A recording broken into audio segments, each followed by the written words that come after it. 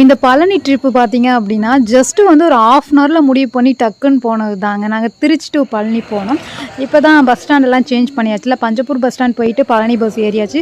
பஸ்ஸில் பார்த்தீங்க அப்படின்னா க்ரௌடு எதுவுமே இல்லை. பஸ்ஸெல்லாம் வந்து ரொம்பவே ஃப்ரீயாக இருந்துச்சு. அப்பாடா சீட்லாம் ஃப்ரீயாகவே இருக்குது. ஏன்னா புக்கிங் சீட்லாம் இல்லை. ஏன்னா உடனே முடிவு பண்ணி போனது அப்படின்னால பஸ்லாம் ஃப்ரீயாகவே இருந்துச்சு. ஸோ பழனி டிக்கெட் எடுத்து பழனி போயாச்சு. ஒரு வழியாக பழனி போயிட்டு நம்ம முருகனை தரிசிக்க இறங்கியாச்சுங்க. நாங்கள் வந்து என்ட்ரன்ஸ்லேருந்து உள்ளே வரையுமே நடந்தே தான் போனோம். ஏன்னா நிறைய பேட்டரி வேன் எல்லாமே இருக்குது. ஆனால் நாங்கள் வந்து போகும்போது பார்த்திங்க அப்படின்னா ஃபுல்லாகவே நடந்தே தான் போயிட்டுருந்தோம்.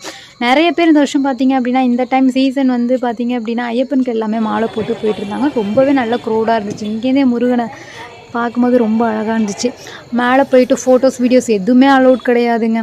ஸோ எதுவுமே எடுக்க முடியல. இங்கே ரோப் கார் மூலியமாக தான் மேலே போனோம். ஆனால் இறங்கும் போது ஃபுல்லாக ஸ்டெப்ஸில் தாங்க இறங்கி வந்தோம். நல்லபடியாக மேலே போயிட்டு முருகனை தரிசிச்சுட்டு வந்தாச்சுங்க. ஃபோட்டோஸ் எடுக்க முடியல அப்படிங்கிறது மட்டும் எனக்கு ரொம்ப கவலையாகவே இருந்துச்சு. ஏன்னா ஃபோன்லாம் வந்து இங்கே கொடுத்துட்டு தானே போகிறோம். ஆனால் மேலே பார்த்தீங்க அப்படின்னா ஃபோட்டோஸ் எடுத்து தராங்க உடனே. ஸோ எப்பாடா ரொம்ப சந்தோஷமாக இருந்துச்சு. ஃபோட்டோஸ் உடனே நாங்கள் ஒரு முருகன் டெம்பிள்கிட்ட எடுத்துகிட்டு ஹாப்பியாக கும்பிட்டுட்டு கீழே இறங்கி வந்துட்டோங்க. நெக்ஸ்ட் வீடியோவில் சந்திக்கலாம். மறக்காமல் நம்ம சேனலை சப்ஸ்கிரைப் பண்ணிக்கோங்க.